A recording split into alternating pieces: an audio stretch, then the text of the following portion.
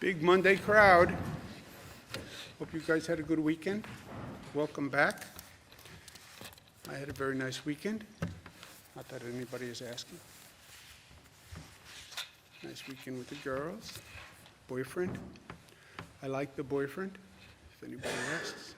Boyfriend is the part of the premises. Monday. This is the total hospitalization rate. What you see is basically flat. Flat is not great, but flat may be a reaction to the weekend. Sunday discharges may be down. But we have the same question: how fast and how steady is the decline? We don't want to see flat. We want to see an increasing decline. And we want to see how fast that decline goes and how low does the decline go, right? When does that hospitalization rate get down to a truly manageable number? When does the incoming case number get down to a manageable number? You see again, overall hospitalization rate is on the decline. Again, yesterday, a little less than we would like to see. But hopefully it was a Sunday anomaly because of the weekend. Intubations is down. Number of new cases, still 1,000 new COVID cases every day. Puts it in perspective. Down a tad from where it was, but again, these weekend numbers sometimes are a little strange. Number of lives lost, 337. Still tragically high. But on the decline, if you look at it over the past few days, not that that gives any solace to 337 families who are suffering today. On testing, this has been a big topic, increasing testing. It's been a scramble for all the states. We're doing well on it. The testing tells you where we are, right? And whether the infection rate is going up or going down. We've now tested 7,500 people statewide, so that's a very significant number, and it gives us a snapshot of where we are. It's just a snapshot, but snapshot, snapshot, snapshot. You look at the different pictures, and you have a movie at one point, and you can track what is happening. So it's 7,500 people. The percent statewide that's positive is 14.9. When we tested 5 days ago, it was 13.9. 13.9 to 14.9, 1 point. Statistically, it's in the margin of error. I'd like to see the margin go the other way, but male, female, they both went up a point. Men are still more likely to have the virus than women by a couple of points. Whatever that bespeaks, I care not to speculate. These are the regional numbers in broad strokes. Long Island 14, New York City is up a couple of points. Westchester, Rockland is up a couple of points. The rest of the state is basically flat. This is the infection rate by region. People hear New York, they think New York City. Yes, we have New York City. We also have upstate New York, North Country, which is predominantly rural or suburban. And you see different situations across this state. This is not a homogeneous state. So the Mohawk Valley, 2.6%, North Country, it's 1.2%. Capital District 2.1, Hudson Valley 10%, but that has Westchester and Rockland in it. Central New York 1.3, Southern Tier, Finger Lakes, Western New York 7.1. Western New York is the high point upstate. Hudson Valley again has Westchester, Rockland. We had a significant problem in Westchester, less so in Rockland, so I think that would skews that number. But when you see 1.2% in the North Country, 2.6 Mohawk Valley, Capital District. You see a much different situation than you're looking at in New York City, where you're in the 20s, right? So different situations, different strategy going forward. We're coordinating as a state, we're coordinating with our neighboring states, but you still have to take into consideration the variations across the state. And that's what we're trying to navigate. By race, you see the percent for Asians is ticked up, African Americans actually down. Latinos went up 10%. Nobody can explain what caused that jump in this survey, and it's something we're going to watch, and we're doing more testing in lower income communities and African American and Latino communities, as we discussed. And the age breakdown is fairly consistent with where it was. So that's where we are today in New York. New York City, obviously, high point in number of cases in the country, higher than some countries globally, and upstate New York, a very different reality. Big question is reopening, especially for those places with less of an issue to begin with, or places that have reduced their problems. And I get a lot of local officials who are calling me. We want to talk about reopening, reopening, reopening. Know what you are doing before you do it. Those are words to live by. I don't know who said it, but it is a true axiom. So we want to unpause. May 15th is when the pause regulations expire statewide. I will extend them in many parts of the state, but in some parts of the state, some regions, you could make the case that we should unpause on May 15th. But you have to be smart about it. We all have to be smart about it. As we said, there is no light switch where you flick a switch and everybody goes back to doing what they're doing. We have to take these circumstances into consideration. We have to learn the lessons. We have to move forward, and we have to be smart, because if you are not smart, you will see that infection rate go right back to where it was. We'll be right back to where we were 58 days ago, and nobody wants to do that. So what I want to say to my regional colleagues is be smart. Well, we want to reopen. Well, have you thought through reopening? And we have a couple of weeks, but start thinking through what it means to reopen. First question is, do we meet the CDC guidelines that say you reopen when you've seen a decline in numbers for 14 days? Second, we talked about, on the reopening, bringing back construction and manufacturing as the first two industries. But how do you bring them back? And what precautions are going to be in place?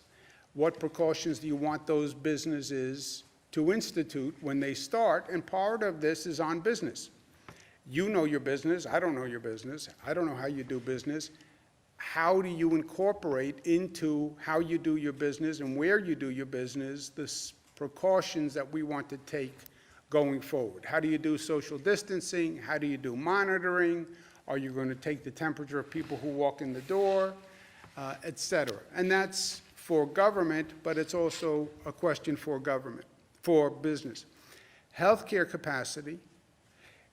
You want to reopen a region. What is the healthcare capacity in that region?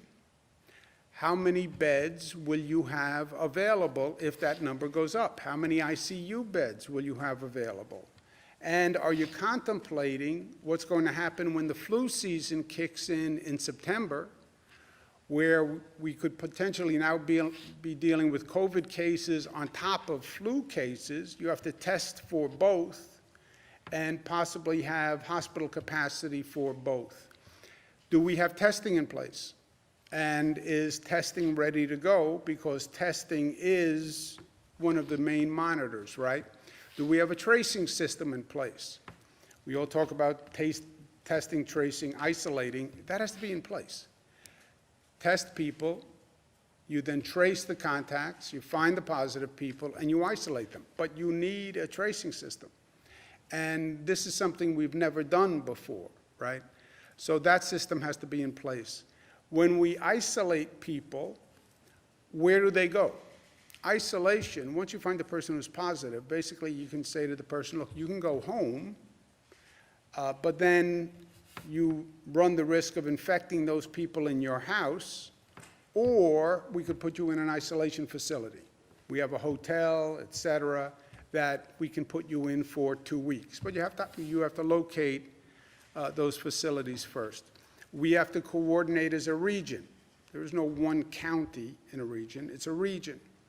And these are the Regional Economic Development Council regions that have worked together. But we have to coordinate that region. So everybody in that region has to have the same policy when it comes to schools, when it comes to transportation, when it comes to testing, when it comes to tracing. And that region's plan has to fit in to our overall multi-state plan. No attractive nuisances. Attractive nuisance is a legal concept where you have a potentially dangerous situation that actually attracts people, normally children, to it. We can't open an attraction that might bring many people from outside the region and then overwhelm people in that region. You have a lot of pent-up demand. And we have seen this before, where when we're not coordinated, we have New York people going to Connecticut because Connecticut has parks or waterside access that's open.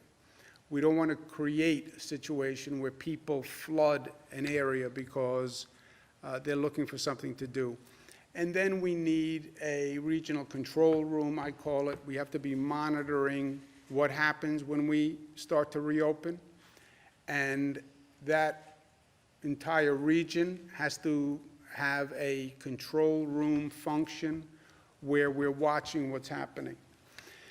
For those friends who are more graphic, we're going to turn the valve on reopening, turn it a little bit, start to reopen, and then you watch the dials. What are the dials? Hospitalization rate, which we know now, we've been watching that. What does the antibody testing tell you? Antibody testing is important because it tells you the people who were infected, the infection rate, and now resolved because they have antibodies. What does the diagnostic testing, which is a different type of testing, tell you? Positive and negative, but what's happening on the diagnostic testing?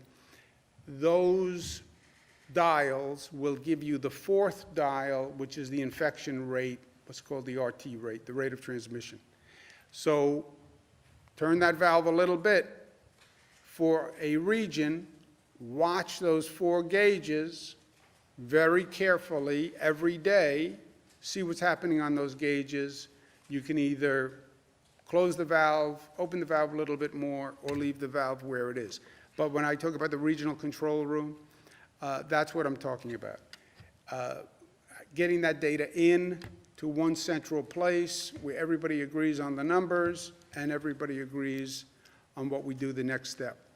We have medical centers that were built. I spoke to President Trump about this morning. When we were worried about the lack of capacity in the hospital system, the federal government was good enough to send in the Army Corps of Engineers. They did a phenomenal job in building beds quickly. We built a number of facilities. We're now talking about a possibility of a second wave of the COVID virus, or COVID combining with the regular flu season in September, which could be problematic again for the hospital capacity.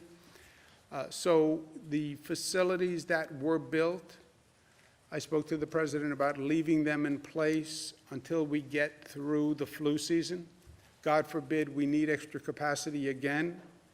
I don't want to have ask the federal government to build capacity, then take it down, and then wind up in another problem area. Javits Center, we have to think about, because the Javits Center is in the Javits Convention Center. It has 2,500 beds, so it's a great facility, but it's also in the convention center. You can't reopen the convention center, obviously, when it's with the hospital beds in it. Westchester County Center, the same issue. It's also the Westchester Convention Center. So question mark on those facilities when we take them down. or how we take them down. I'm going to speak to the county executive in Westchester County, George Latimer, about that. But Javits will be on hold for both those facilities now until we decide. But again, anticipate an issue in the future and make sure we're ready. But I want to thank, again, the Army Corps of Engineers did a fantastic job. And President Trump got it done, and he got it done very quickly. So those facilities, Javits, over 1,000 people went through Javits. We didn't need the whole facility, but 1,000 people is a large number of people. On Saturday, as you know, we expanded our diagnostic testing criteria for frontline workers, essential workers, et cetera. We'll be opening additional drive-through testing sites for those people this week. People can't just show up at a drive-through center. You have to call first, make an appointment, so we can handle the flow. We're also very concerned about making sure we get testing to our essential workers and our frontline workers. We're going to be doing a survey of New York City Fire Department and New York City Police Department this week, 1,000 and 1,000 respectively, just to find out, again, with the antibody testing, what is the infection rate. NYPD was out there every day, and they paid a terrible toll. The attendance rate is now good again. Many were out sick, but we want to know exactly where those frontline workers are. If they have been infected, we want to make sure people are getting help, and we want to know exactly what happened. We'll also be doing 3,000 healthcare workers. These are hospital staff, nursing staff, doctors who are in the emergency rooms to find out their situation. And we'll be doing 1,000 transit workers. These are the bus drivers, the train operators who keep the public transit system working, and we want to do testing to find out how they're doing. We're seeing a tremendous demand in food banks, which is predictable in some ways, but the numbers are very, very high, and we need to address it. 200% increase in Westchester, 100% increase in New York City, 40% on Long Island, 40 to 60% across upstate New York. So we're going to commit $25 million for emergency funding for those food banks. I'm also asking philanthropies to help. Many philanthropies said they wanted to help and step up. This is I would say, the #1 thing they can do to help. And if they're interested, please let us know, and we'll supplement the state funding with philanthropies funding. We also have an issue across upstate where, because the markets are so roiled, some farm cooperatives are actually dumping milk because the market can't consume it. This is just total waste to me. We have people downstate who need food. We have farmers upstate who can't sell their product. We have to put those two things together. It's just common sense, but we have to make that marriage between product upstate and need downstate. And we're going to launch a special initiative to do that. We're also immediately, to stop this dumping of milk, going to work with industries in our state who can use the milk and get it to people who need it. So I want to thank these companies who will be working with us to buy the excess milk, yogurt, cheese, sour cream, cream cheese, and then we'll give it to the food banks that are downstate. When it comes to reopening, and I talked about what I'm going to speak with the regions about, but I don't want to just do reopening. We have to use this moment to reimagine and be smart and grow.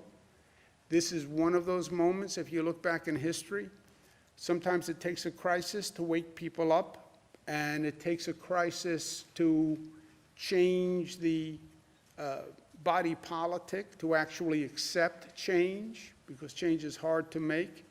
And if you look at the instances in the past where we've had significant problems, you'll see we were normally smart enough to learn and to grow from them.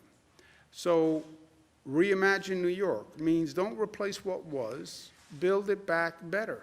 And we've done that in the past. Chicago fire, 1871, killed 300 people, but we learned stricter fire safety laws. San Francisco earthquake, 1906, the same thing. Was devastating, but that led to better construction and earthquake standards. Triangle Shirtwaist Factory fire here in New York, 1911, started a whole workers' rights movement and safety in the workplace. Mississippi flood, 1927, that's when the Flood Control Act started, and we woke up and started building levees and dams, et cetera.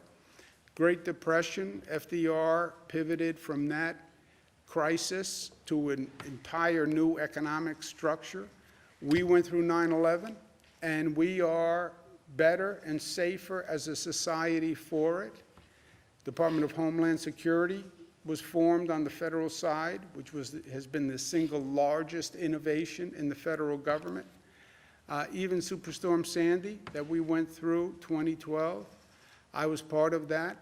It was devastating, but New York is better for it. We have a power grid that's now better. We raised all our electric stations. We changed our infrastructure along the waterfront. We built houses back to different codes. So it's that process that we have to go through here. What did we learn? How do we change? How do we improve? We talked about teleeducation. Yeah, we went through it. We had to go through it, but it didn't go as well as it could have gone. We didn't have any notice, but let's learn the lessons. Let's do better. Telemedicine showed great potential. You don't have to go to the doctor's office. You can do a lot by telemedicine. How do we learn that? Public transportation, we're still learning. How do we clean and disinfect a public transportation system on a daily basis? I mean, just think about the scale of that undertaking. How do you do it? And we're still trying to figure it out. And then how do you have a better public health system? Because we were not ready for this. Our health system was not ready for any public health crisis that would demand more capacity or more coordination.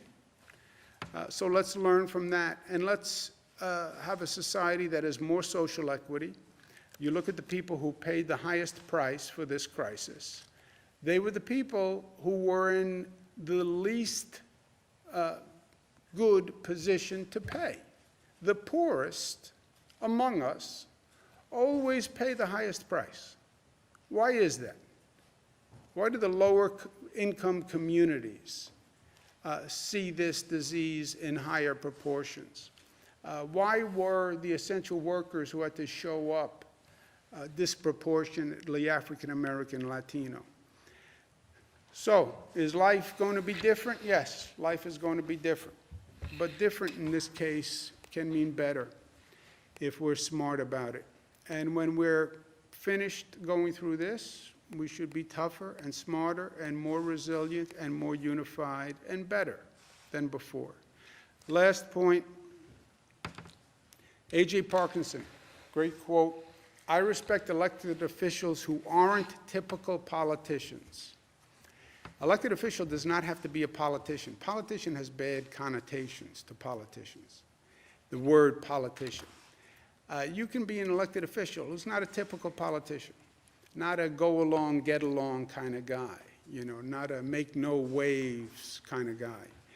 Kentucky Governor Andy Beshear stood up, said to his senior senator in the state, Mitch McConnell, that Mitch McConnell was wrong on saying he wouldn't provide funding to state and local governments, and wrong in saying states should go bankrupt. It is hard for a governor, especially Andy, who is a relatively new governor, to stand up to a senior official and speak truth to power. That is hard.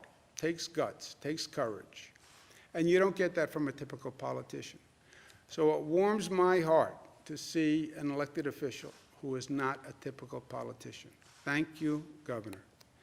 Questions, comments? Governor, are you confident that the president will use the Defense Production Act to make more chemical reagents and swabs? I don't know exactly what the president has said about using the Defense Production Act. I know he's used it in some situations. I don't know if he said that he'll use it for swabs or reagents. What do you make of the models that appear to have overestimated hospitalizations, but appear to have sadly been more accurate when it comes to lives lost, particularly when it comes to New York? Look, we've said all along, every projection model showed many more people being infected. CDC model, Coronavirus White House Task Force model, Cornell-Weill model, Columbia model, McKinsey model, they all showed a higher projection rate. They were not wrong. We changed reality. We changed reality. They said the curve was going to go like this. We changed reality. We shut down, we closed schools, we closed everything, and the reality was the number was much, much lower, which is a beautiful thing and a good thing, and a testament to the intelligence of the people of this state and this country. So, were they wrong? No, you changed reality. And the reality was much more beneficial, and hundreds of thousands of people who they projected would get infected if we did nothing, was basically their projection, weren't infected. I'm talking specifically about the 16,000, there were estimates that that's how many lives New York would lose. That seems to have been accurate. I was just wondering what you think Yeah, of I have that. not studied those projections, so I just don't know. Governor, Mayor de Blasio today said that the city is going to be opening up about 40 miles of streets near parks as well. Just wondering what your reaction was to that idea. Yeah, I had said early on that, you have to be realistic about the situation of people. You have people in a very dense urban environment, and well, stay at home, but you can go out, go for a walk, get some air, et cetera. Go out for a walk in New York City, but social distance, this is almost an oxymoron, right? It's very hard to walk down a sidewalk in New York City and maintain social distancing. So I had said New York City should open streets, because remember, New York City, the traffic is way down, way, way, way down. I don't know the percentage, but it's like night and day. You look at pictures of New York City, you see 1 or 2 cars going. So open streets. I know and I spoke to the city council speaker about it and the mayor, and we did open streets, and there was a program that was operational. Apparently they have a disagreement about how it works. I said, figure it out. If they can't figure it out, I'll get involved. But you need to have streets that are open. You have less traffic. You need streets open so people can walk and socially distance. You can't do that on the sidewalk. And there has to be a way to close streets because you have no cars. If you have no cars, you don't need as many streets. There's a direct proportionality. Governor, you said you spoke to Donald Trump this morning, the president, correct? Yes, sir. About what time was that? Ballpark. Oh, I don't know. I ask because at about an hour ago, he posited about poorly run states, in all cases Democrat-run and managed, looking for bailout help. Did you discuss, first of all, federal monies coming down to the state of New York? And second of all, how do you feel about him referring to that as a bailout? No, I didn't discuss that with the president. Look, first, I believe, and I said at the time, I was consistent, the last bill that they passed that only did small business help, and everybody supported small business help, should have included state and local. Now, when you say state and local, there's no personality to state and local. I get that. Don't say state and local. Say what the state and local governments fund: police, fire, teachers, hospital workers. Fund small business, but also fund police, fire, school teachers, and hospital workers. how can you exclude them when you're talking about priorities? Yes, small business is a priority. So are police, fire, school teachers, and hospital workers. I don't know why they passed the bill without including that at the time. And I said that. I said it to my congressional delegation. Everybody said, oh, don't worry, that'll be in the next bill. Yeah, but that was the third time they said that'll be in the next bill. And pardon me for being suspicious about Washington politicians, but don't worry. When I hear them say don't worry, I worry deep inside. So they passed the small business bill. As soon as they pass it, by the way, before they even pass it, they turn around and say, oh, and I don't want to do state and local. And forget the police, and forget the fire, and forget the school teachers, and forget the healthcare workers, which is a totally different tune than they said just 2 days before when they were actually trying to pass the bill. Because if they had said that before, they would have never passed the bill. So we are where we are now. Bailout. This is not the time to be talking about dollars and cents among members of a community that are trying to be mutually supportive and help each other, because helping each other is the way we actually all advance, right? So this is not the time to be saying, well, you put in $1 more than I did, or I put in $5 more than you did, right?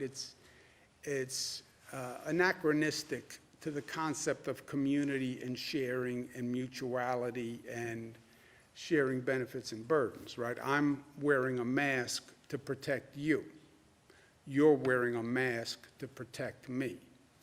That kind of sharing and mutuality is repugnant to this bailout, you got this much, I got this much.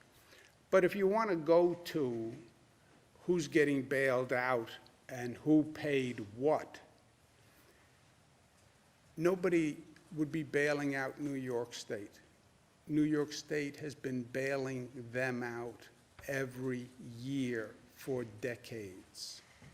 If you want to do an analysis of who is a giver and who is a taker, we are the #1 giver. The #1 giver. Nobody puts more money into the pot than the state of New York. We're the #1 donor state. And if you want to look at who happen to be the donor states, who are the giver states, they are the same states that they're talking about now. Who were the taker states? Kentucky, southeast part of the country. And by the way, I understand we're one nation. You put into the pot what you need, I put in what I need, you take what you need, you take what you need. And that's the way it's always been. But if you actually want to call for an accounting, which I think is repugnant to this time, and I don't think it's constructive, and I don't think it's healthy, but if you want to call for an accounting, you're making a mistake, because you lose if we do an accounting. You lose. And you happen to be 180 degrees wrong in what you're suggesting. So that phrase bailout is not helpful, you would say?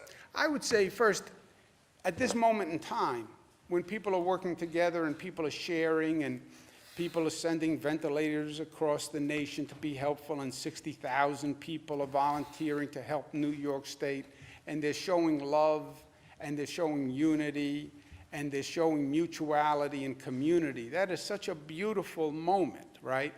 And it tends to happen after a crisis. We saw it after 9/11. People just come together. We're Americans first. We're not Democrats, we're not Republicans, we're not East Coast, we're not West Coast, we're not Northern, we're not Southern. We're just Americans. That is such a beautiful, special moment. to now say in the middle of that moment, who owes what to whom? What? You want to talk about money now? This is not about money. It's about working together and helping and sharing, and people are dying, and it's about grief, and it's about comfort. It's not about money. But if you want to make it about money, you're making a mistake, because you're going to lose on a tally sheet, and it's not even going to be close. But you want to tally up who owes what to whom? Go ahead. It's not even close. Is this a turnaround from what he said last week? Let's go next. Governor, where do casinos fit on phase reopening? Would you consider those an attractive nuisance? Casinos, you'd have to look at the industry and how they're going to conduct their business. You'd have to do social distancing, you'd have to have monitoring. It's going to be difficult in the context of a casino, but depending on the casino, not impossible, but you'd have to look at it on an individual basis. Governor, we're hearing about a security breach at the Department of Labor regarding unemployment benefits. Some people are messaging me saying that they've received mail with other people's information, including social security numbers, and I'm seeing this in other parts of the state as well. Do you know of the breach? I've not heard about that at all. Has anyone heard about that? So there were, I think it was 36 people who, and it was a human error, it wasn't malicious, where 2 pieces of paper were stuck together and sent. Those people have been contacted. The ones who have not yet will be contacted today. They're going to receive free credit reporting and surveillance for a year, and they're making sure to process those claims as a priority. But yes, it was human error, it was not malicious, and it's being dealt with. Unemployment, I'm sorry. Governor, I'm curious, as time goes on, I mean, every day we're getting message from people who are losing their jobs because of this. Does this state have the money? Do we have enough money to keep paying out unemployment as more and more and more people become unemployed during the pandemic? No. That's why the federal government has to provide funding, because we don't have the money. How much do we need for unemployment? Well, it depends how many people moving forward ask for unemployment benefits and how long it goes on. But it's in the billions of dollars. There's no doubt about that. Governor, what's the current testing capacity in nursing homes, and how does a nursing home go ahead? Because last week you said that they are doing testing in nursing homes. How do they request the testing? And then also, you were talking about isolating certain facilities regarding the reopening process. Will that be available for nursing home operators to send patients that are COVID positive? A few other states like Connecticut and Massachusetts have started doing COVID-only patients to take the burden off of nursing homes. So Yeah, one on the testing and then 2 yeah. on the isolating. We do that already, right? If a nursing home has a patient that they can't handle, COVID or whatever the reason, they must refer that patient out of that facility. They must. If they cannot handle, if they cannot provide appropriate care, they must transfer that person. Either they can transfer the person on their own, or they call the Department of Health, and Department of Health will transfer that person. Department of Health can transfer that person to a COVID-only facility, which we have. But it has to start with the nursing home that is the primary care provider saying, I can't provide care for this person, for any one of a number of reasons. I don't have the staff, I don't have the PPE, I don't have the ability to quarantine them, I have too many COVID patients, I'm too tired. It can be any reason. If they can't provide the care, then they must transfer that person. Department of Health can put the person in a COVID-only facility or whatever facility they have that's appropriate for that person. So where are these COVID-only facilities? Because last week, that wasn't an option, it didn't seem like. Yeah, we have had COVID facilities We have COVID-only hospitals. Downstate is a COVID-only hospital. We have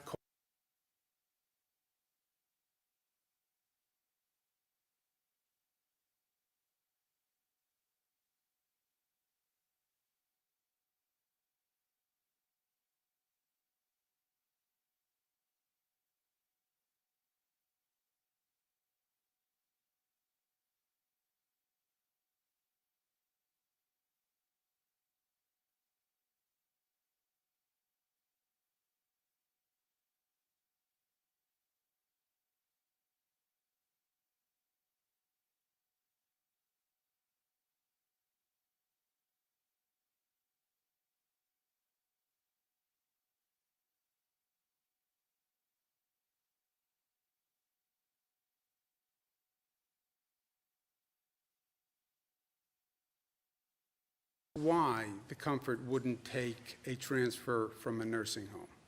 Because the specific protocol on that specific ship said that people have to come from a hospital, because when they come from a hospital, the hospital does the full workup. So when they are referred, they're referred with a full workup. But, yeah, you can't refer from the nursing home to the Comfort. You can't refer from a nursing home to the Marriott Hotel. You can't refer to the Hilton. Yeah, I know. But that nursing home can call any other facility or can call the Department of Health, and the Department of Health will take that person and find a facility. So, yeah, they can't refer to the Comfort. I know. They can't refer to the New York Post either. I mean, what does that mean? Right, but if a patient is sick, why does it matter if it's a federal facility or a state Because facility? it's a ship that the federal government was operating, and the protocol on that ship was they come from a hospital, so the ship knew what they were dealing with. Go ahead, Jesse. Nursing homes treat patients all the time that are there. Yeah, I know, medicated. but the protocol on that ship was it had to come from a hospital. But who cares about just that ship? If the point is, that nursing home should have referred that patient and should have told the Department of Health, I can't handle these patients. They were, and that's why because they needed more medical staff. And so the No, problem then was, just, no, there's- just, I can't, just whatever reason they want. They call the Department of Health and they say, you take Bernadette. I can't handle her. And the Department of Health takes her. Now, when the Department of Health takes Bernadette, they no longer get paid for Bernadette. Oh, money. Go ahead. So could a nursing home, sorry, Jesse, could a nursing home patient go to a hospital then? So if a nursing home is overcapacitated, they can't handle their patients, could a patient be transferred back to a hospital, and the hospital could then care for this person? Yeah. That could happen? Yes. Have you guys gotten requests for that? No, Not yet. not yet? And would the nursing homes be open to regulatory scrutiny if they told the state that they can't Let care Jessica, for people? we're No, just no, no, no, doing. please, go ahead. Yeah, I was just bouncing off of Bernadette's point, just if nursing homes were to tell the state that they can't handle a patient or they don't have enough PPE, or for whatever reason, are they opening themselves up to scrutiny from state regulators? Not at all. They're opening themselves to scrutiny if they don't do that.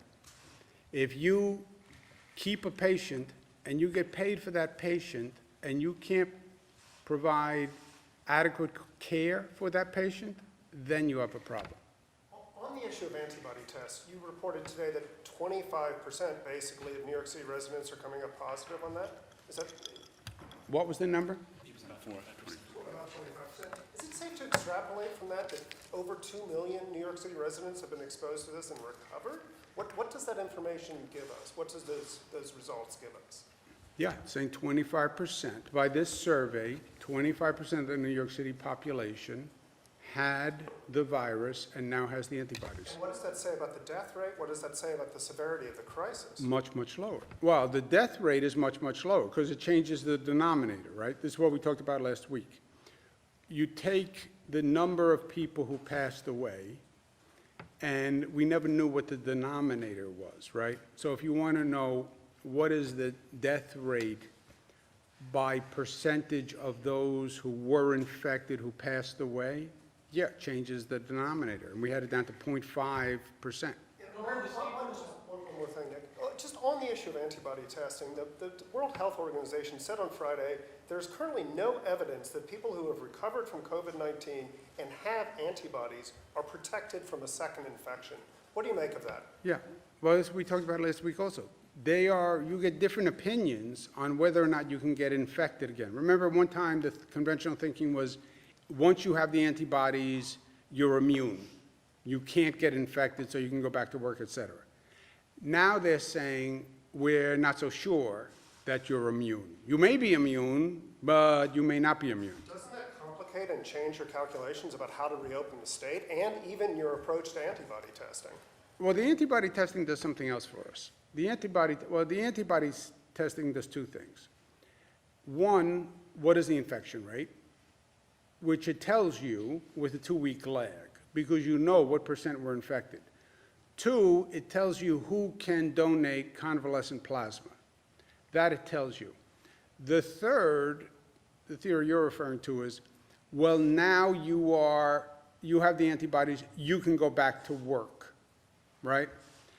We've never deployed that, and I don't know what that was really going to do for you anyway, because what %, you actually made this point a couple of weeks ago, what % are actually going to have had the infection, and can you really restart an economy on that smaller number?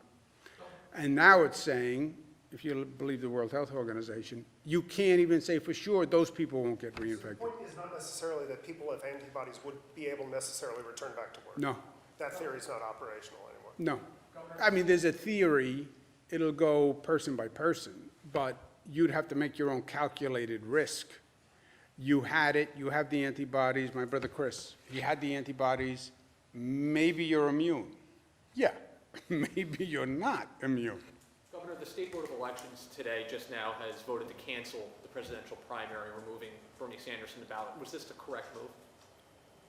I'm not going to second guess the Board of Elections. There are a number of, I know there are a lot of election employees of boards of elections who are nervous about conducting elections, but I'll leave it up to the Board of Elections. How has the science evolved on wearing a facial covering in recent days? We went in a fairly short period from facial coverings, inconclusive, to a mandate and it being one of the better things you can do. So if the science does support it and has evolved, is the state indirectly responsible for the spread by not issuing that mandate maybe 30 days earlier when we started the response? Look, when we do the retrospective, all of these things, you could argue, why didn't we do them a long time before? Why were we shaking hands? Spread all sorts of viruses and diseases shaking hands. Why didn't you wear a mask starting last year? Used to see pictures of all the people in China wearing masks, right? Why didn't we do it? I mean, it helps with the flu, it helps with the common cold, it helps with everything. And we did it more aggressively than just about any other state. We mandated it. As soon as people said, well, if you remember when it started, everybody was ambivalent. CDC, all the experts, right? We have a whole world of experts. All the experts were ambivalent about a mask early on. And then they said, basically, a mask couldn't hurt. Well, I said, a mask couldn't hurt, and it might help. So why not do it? And now they're even more emphatic that a mask helps. So I'm glad we did what we did. Governor, on more than one occasion now, you've said that nursing homes lose money once they lose a patient. Are you saying that nursing homes are more interested in their profits than taking care of their residents? No, not at all. So can you elaborate as to what your thinking is behind that remark? No, those are just the facts of the situation. If they can't care for a patient, they have to transfer the patient. Governor, there are reports that golf courses, golf clubs, are allowing golfers out on the course while driving carts. Are you concerned about that? And we've even heard reports that there are newspaper advertisements that are offering greens fees with carts. Should there be more monitoring? Should there be fines? I thought we said no carts. Does anybody remember? You said no carts, that's right. And so if people are violating the guidelines, then it should be reported up to ESD for enforcement. And if they're, We're recommending that somebody report that. They're not supposed to be using carts, and if they are doing it in violation of the directive, it should be reported, and there can be civil penalties. and if they're doing it in an advertisement, that is really not smart. Governor, Bill's training camp starts in July. Given the multi-phase plan that you have now, is holding an event like that in July in Western New York feasible? I'll tell you the end of June. Okay, let's take one more, go ahead. Is there a possibility that having those temporary hospitals at Stony Brook and Old Westbury will make students more reluctant to either attend or return to campus, knowing that maybe they'd be used at some point? No, I don't think so. Are there any? In terms of unemployment, do you know when we would be out of money? Do you know when we would need the federal help just for We unemployment? are out of money now. Are there? We are now running a $10 to $15 billion deficit. And just So we're out of money now. And for your context, we've paid out, as of Friday, $3.1 billion in unemployment already, as of this past Friday. Should we raise taxes